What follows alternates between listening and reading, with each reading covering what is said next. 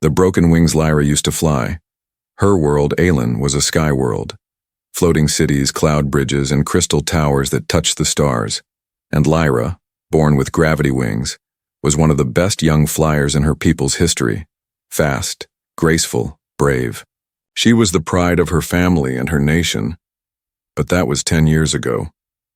Now she sat in a silent corner of the royal city, in a hover wheelchair made of rusting metal and old tech. Her wings were gone. Her legs were useless. And most of all, her hope had vanished. No one looked at her anymore. Her own people, once full of cheers and admiration, now walked past her like she was invisible. Some whispered cruel things when they thought she couldn't hear. A broken bird, they called her. Why is she still alive? Lyra stared at the sky often, remembering how it felt to fly. The wind, the freedom, the power. Now all she felt was cold metal under her body and the weight of pity in every glance. Her father, once a powerful general, had grown quiet. He rarely visited now. He didn't know what to say to a daughter who couldn't walk.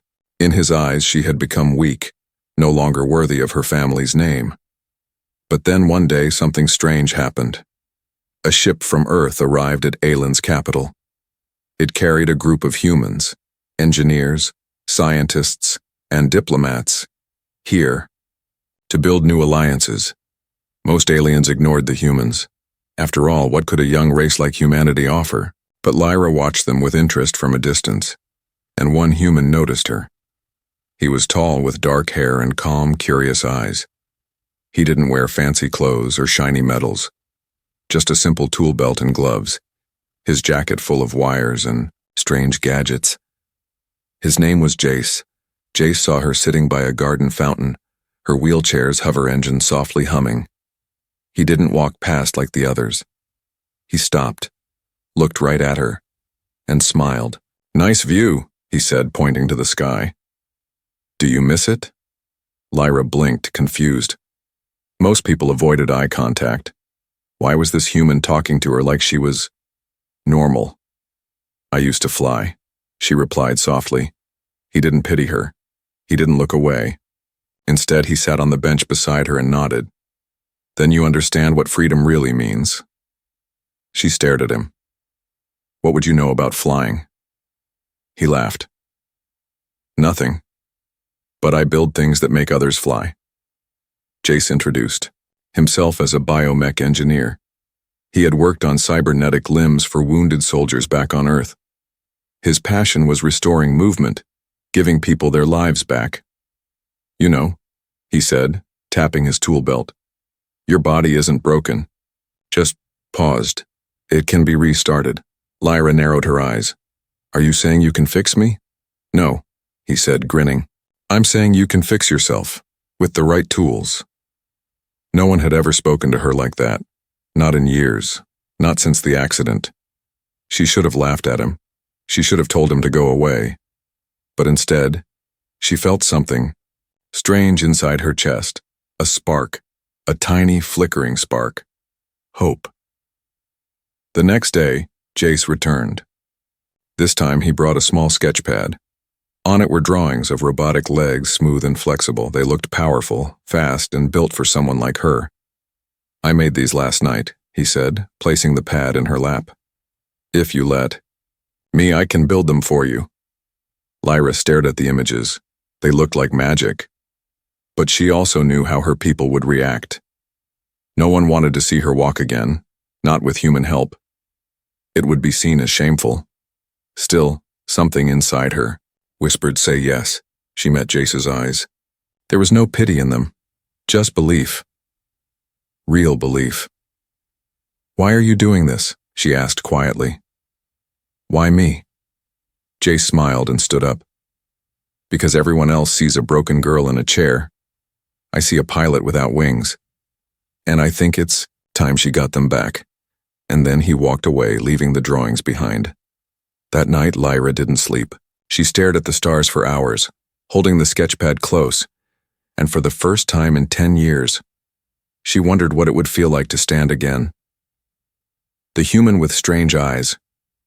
Jace came back the next morning, but this time, he didn't speak. First, Lyra was already waiting for him, not just in body but in spirit. Her eyes were sharper today. Her voice was stronger when she said, "I read your sketches all night." Jace smiled and sat beside her again, same spot as before. He looked tired, like he hadn't slept either. His eyes were deep and strange, light brown but with something behind them, something quiet and dangerous. Not dangerous like a weapon, dangerous like a storm that could break walls if it wanted to, but chose not to. Lyra had never seen eyes like that before. "You have soldier eyes," she said softly. Jace blinked, surprised. "Not anymore," he replied. "Now I build things instead of breaking them." "But you've broken things before," she said, watching his face. He didn't deny it. He just nodded. "I've seen war. I've seen what it takes from people. I've also seen what hope gives back." Then he unzipped his bag and pulled out something new, a small glowing orb. It hummed quietly, pulsing with energy. Lyra tilted her head. "What is that?" "This," Jace said, setting it gently on her lap, "is the heart of your new legs. Power core, light, fast, and strong. Earth tech. Very illegal here, probably." "You brought something illegal." "For me?" she asked, one eyebrow raised. Grinned. "It's not illegal if we don't get caught." Lyra almost laughed. Almost. But deep down something stirred again. This man, this human, was serious. He wasn't playing a game.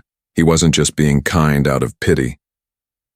He had come to a planet where she was forgotten by everyone, and he chose her. Still, her doubt fought back. "Why help me?" she asked again. "I'm not important. My people gave up on me years ago. I'm just a burden." Jace looked at her, but now his face changed. No smile, just truth. Back on Earth there was a soldier. She lost both legs in a minefield. Her commanders told her she'd never serve again. But I built her legs, stronger, smarter, faster. 2 years later, she pulled me out of a collapsed bunker during a bombing raid. Saved my life. He leaned closer. "You are not a burden. You are someone waiting for a second chance. Maybe when you rise again, you'll save someone too." Lyra stared at him. No one had ever spoken to her with such honesty. Not her family, not her doctors, not even herself. She didn't know what to say. So she didn't speak at all. Instead, she reached out and touched the orb. It felt warm. Jace gave her a small chip. "This is a neural adapter. When the legs are ready, this will help your brain talk to them. You'll control them with thought just like before. Just like real legs," she whispered. "No," Jace corrected gently. "Better than real." They met again that night, but this time in secret, in the underground hangar near the city edge. Jace had cleared a small space full of tools, wires, and parts. He called it the nest, a place where broken birds could rebuild their wings. Jace worked fast. Every movement was precise. His hands knew what to do even before his mind spoke. Lyra watched him in silence. It was like watching a sculptor bring stone to life. At one point she asked, "Did you ever build wings?" Jace looked up. "No, but I can learn." And that one line told her more about him than anything else. Hours passed. Sparks flew. Metal clanked. The frame of her new legs began to take shape. Strong titanium bones, flexible joints, padded core for comfort. They looked powerful. Lyra had a strange thought. If I walk again, would I still be the same person? But then she remembered Jace's words. Maybe you'll save someone too. When the night ended, Jace handed her a glove-like controller. "We'll test balance first. No full steps yet. I want your body to get used to the signal link." She nodded. Her hands were shaking, but not from fear, from excitement. For the first time in over a decade, something inside her had changed. She wasn't waiting for life to return anymore. She was chasing it. First steps in the dark. The hangar was cold that night. Metal walls groaned under the weight of silence. Outside, The twin moons of Aelin cast pale light through the broken glass ceiling. Inside, Jace whispered, "Are you ready?" Lyra nodded. But inside she wasn't sure. The robotic legs stood in front of her like sleeping giants. Smooth silver frames, dark carbon joints, tiny lines of glowing blue running through them like veins. They didn't look like part of her. Not yet. Jace held out the neural band. It was thin, flexible, almost like cloth. "Put this around your neck. It'll link your thoughts to the core processor. You won't control the legs with buttons. You'll think, and they'll listen." Lyra's fingers trembled as she slipped it on. The moment it touched her skin, her heart jumped. A hum, a flicker, a feeling. Like something woke up inside her. Jace knelt in front of her, checking the socket joints. He was careful, but not slow. Every motion had meaning. Every click of metal was a step closer to something she couldn't believe was real. "It might hurt," he warned. Lyra's jaw tightened. "I've lived with pain for 10 years, this can't be worse." He smiled slightly. "That's the spirit." With a soft hiss, the first robotic leg attached to her left thigh. Her nerves twitched. A sharp jolt ran up her spine. She gasped, but she didn't cry out. She bit her lip, closed her eyes, and let the fire pass through her. Then the second leg locked in. Stronger this time. Deeper. Her body jerked. Jace placed a hand on her shoulder. "It's okay. You're connecting." She opened her eyes and froze. She could feel them. Not like machines. Not like tools. Like they were part of her. "I can feel the floor," she whispered. Through them, Jace backed away slowly and pointed toward the center of the hangar, where a support frame stood ready. "We start slow. Use the walker bar. Just try to stand." Lyra nodded, grabbed the side handles of her hover chair, and pushed herself forward. The robotic legs responded to her movement. Slowly, shakily, but they moved. Her breathing became sharp. Sweat gathered at her temple. Each inch felt like lifting a mountain. But then, she rose. First a little, then more, until she was standing, straight, balanced, tall. Lyra stood in the dark hangar, moonlight bathing her pale skin, robotic legs glowing faintly beneath her gown. For a moment she didn't believe it.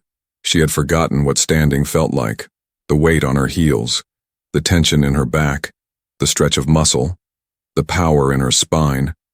Jace was staring in silence, mouth open just slightly. "You're standing," he whispered. Lyra looked down. Her legs were trembling. Her chest rose and fell like thunder. But she was still up. And then, she laughed, a short, broken laugh, half joy, half disbelief. "I'm not dreaming, am I?" she asked. "No," Jace said, stepping closer. "You're alive." She took a step forward. Then another. The third one almost made her fall, but Jace was already there, steadying her. She didn't care. She wanted to scream, to shout, to run, but she held herself still. "Again," she said, "I want to walk again." Jace nodded. "We'll train. We'll build your strength." The hangar echoed with the sound of her steps, uneven, clumsy, slow, but more powerful than any soldier's march. Lyra's mind raced. What would her father say? What would the others think? She didn't care. Right now she wasn't doing it for them. She was doing it for herself. That night she walked 10 steps, and in those 10 steps, she walked out of her past. The girl in the wheelchair didn't live here anymore. Only Lyra remained. The one who dared to rise. Pain is the price, Lyra screamed. It wasn't loud. Not wild. It was the kind of scream that gets stuck in the throat, burning on the way up, too proud to come out fully. Her body shook. Every joint in her new legs felt like fire. Tiny electric pulses raced up her spine like lightning with nowhere to go. She fell forward, hard, catching herself on the rail just in time. Jace was at her side in seconds. "Stop! Sit down!" "No," she hissed through her teeth. "Again, Lyra. I said again." Jace stared at her. He could see it, the tears in her eyes, the blood at her lip where she had bitten too hard, the sweat pouring down her neck. But behind all that, there was fire, a rage, a need. She wasn't fighting the pain, she was using it. The robotic legs weren't finished yet. They still needed adjustment. But Lyra wanted to train early, to push past limits, to see how far she could go. Every night they met in secret, and every night she took more steps than the last. Tonight was different. Tonight she was trying to run. Jace lowered his voice. This isn't just about walking, is it? Lyra didn't answer right away. She took 2 more shaky steps toward the far wall. Her legs groaned under the weight. Sparks flickered at the joints. The pain stabbed up her spine again. But she kept going. When she finally stopped, she leaned against the wall, her breathing ragged. Then she turned around, eyes burning. I remember the screams, she said softly. 10 years ago, when the pirates came, my wings caught fire. My friends burned. I couldn't even crawl. Jace listened in silence. My father didn't cry. When he saw me crushed, he looked away. Like I'd died already. She turned her head toward him. So no. This isn't just about walking. This is about not dying in their minds. This is about making sure they never look away again. Jace walked over and handed her a water flask. Pain is the price of freedom, but don't pay it all in one night. Lyra drank slowly, her hands trembling. What if I break something again? Then we repair it again, he said simply. That's how it works. They sat on the floor together after that, her back against the wall, his toolbox beside him. The moonlight had shifted now, falling across her face like a silver promise. I want to feel the wind again, she said. You will. No. I mean it, she insisted. I want to run so fast the wind forgets how to catch me. Jace grinned. Then we upgrade. He reached into his bag and pulled out a tiny piece of metal, barely bigger than a coin. Accelerator chip, regulates neural lag, you'll move faster, smoother. She looked at the chip like it was made of gold. You brought it for me? I made it for you. They installed it together. Lyra was learning, quickly. She knew how to handle the small tools now, how to test circuits and recalibrate tension. She was becoming more than a patient. She was becoming a builder. But as the chip activated and her legs synced to her heartbeat, something strange happened. Her memories returned, not just the pain, but the silence after, the lonely days, the stares, the way even her own reflection made her feel smaller. She clenched her fists. I want to make them see me, she whispered. Jace met her gaze. Then we'll make them watch you rise. That night, Lyra walked to the edge of the hangar, then turned back and ran. Only 5 steps, then she collapsed. But those 5 steps weren't just steps. They were her first flight, not in the sky, but in her soul. The Council's disapproval. The doors of the Great Hall opened with a heavy groan. Lyra walked in, walked, not rolled, not carried, not wheeled. She entered on her own 2 robotic legs, her steps loud and echoing through the chamber like thunder on stone. Each step was a challenge, each movement, a rebellion. And the room fell silent. Dozens of alien nobles sat in high seats above. Their long robes shimmered with power and pride. Their eyes narrowed as they watched her. Some leaned forward, others whispered behind cupped hands, but none could ignore what they saw. She was no longer the broken girl they'd forgotten. She was walking. Behind her, Jace stood calmly, hands in his coat pockets, tools strapped across his belt like a warrior's weapons. His face was unreadable, but his eyes never left Lyra. At the center of the hall stood High Speaker Velrun, head of the Planetary Council, tall and stern with silver horns and golden armor. His voice cut the air like a blade. What is the meaning of this display? Lyra stopped in the middle of the room. Her legs whirred quietly, perfectly balanced. Her voice was clear. I came to speak for myself. You were not summoned. Velrun growled. I don't need your summons anymore, she replied. the council murmured. One of the old elders stood, a cruel smile on his face. She walks with human tech. This is corruption.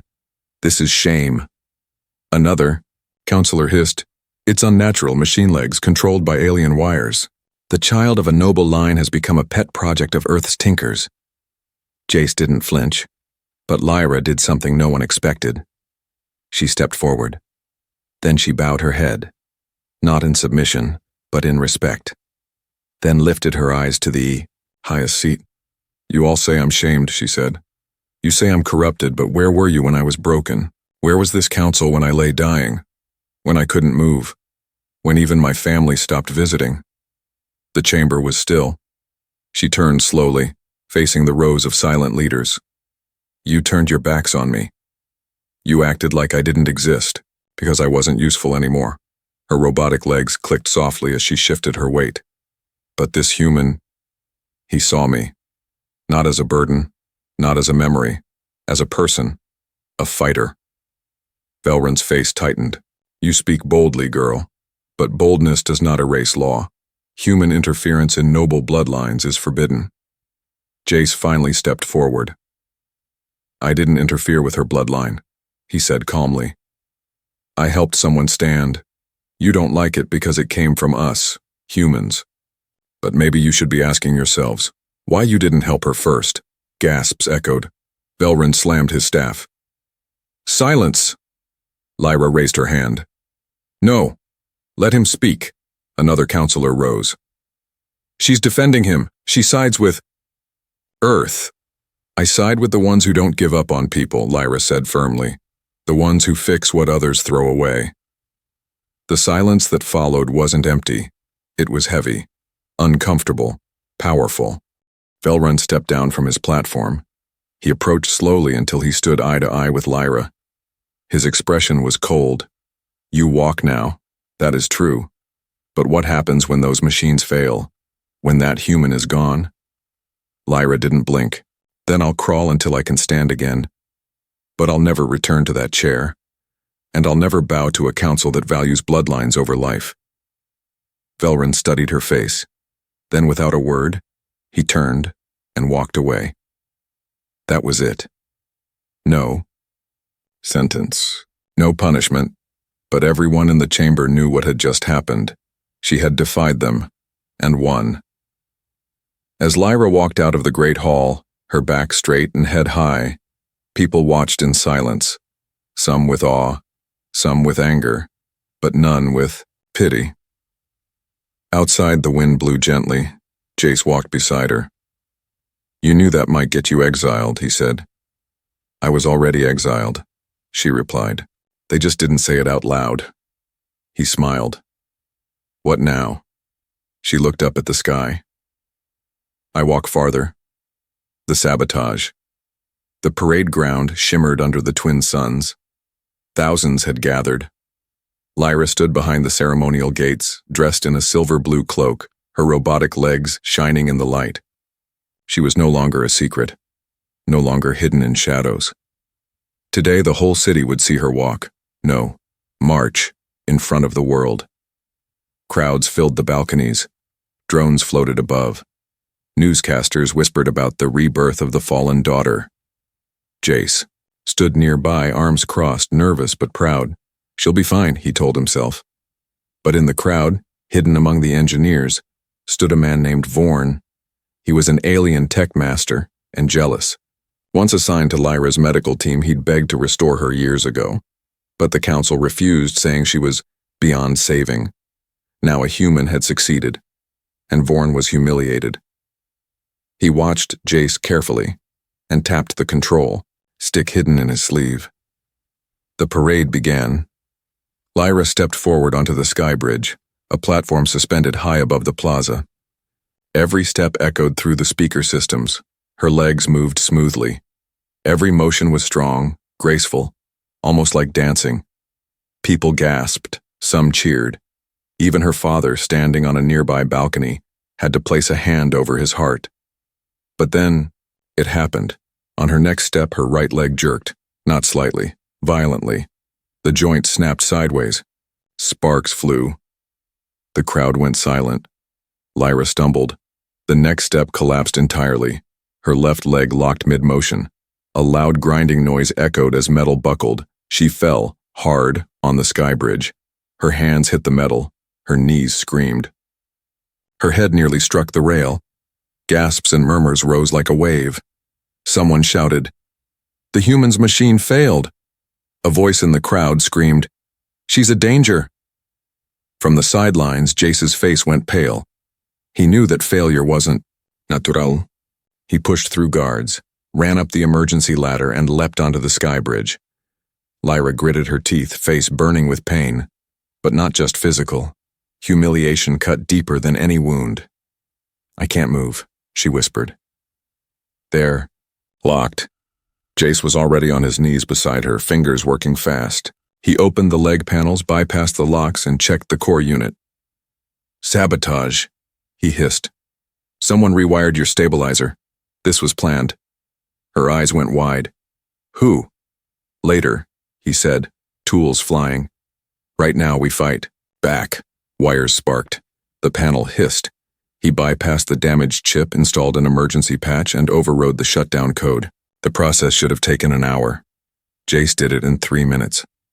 The crowd above was still watching, silent, judging. Some laughed, others turned to leave. But then, Lyra's legs powered up with a hum. The blue lights returned. She stood, shakier than before, slower. But she stood. Then she turned to the crowd, wiped blood from her chin, and raised one hand high. "No machine is perfect," she shouted, "but neither am I. What makes us powerful is that we rise again." A thunderous silence followed, then cheers, real ones, loud, raw, proud. People stomped, they roared, they shouted her name. "Lyra, Lyra, Lyra." She took another step, then another. Her movements were not flawless, but they were hers. And when she reached the far side of the sky bridge, she raised her hand again. Behind her, Jace followed silently. He didn't speak. He didn't need to. She had turned a moment of sabotage into a symbol of strength. Later, they found the sabotage device, hidden in the repair bay. It was traced back to Vorn, who was arrested by royal guards. But by then it didn't matter.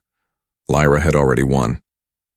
That night, alone in the hangar, Jace looked at her and said, "You didn't just walk today. You conquered." Lyra didn't smile. She was already looking toward tomorrow.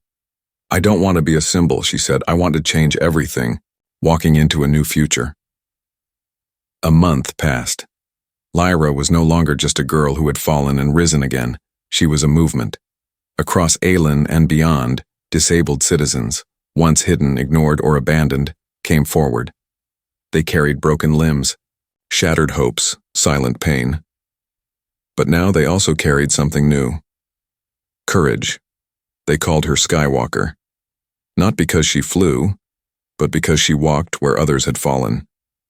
The Planetary Council, once ashamed of her, now held emergency meetings. Lawmakers scrambled to write new rules for biotech restoration and Terran tech alliances. Some protested, some resisted, but it was too late. Hope had already spread. In a training dome on the outer ring of the capital, Lyra stood before 10 young aliens, children, teens, and even soldiers who had lost limbs in wars or accidents.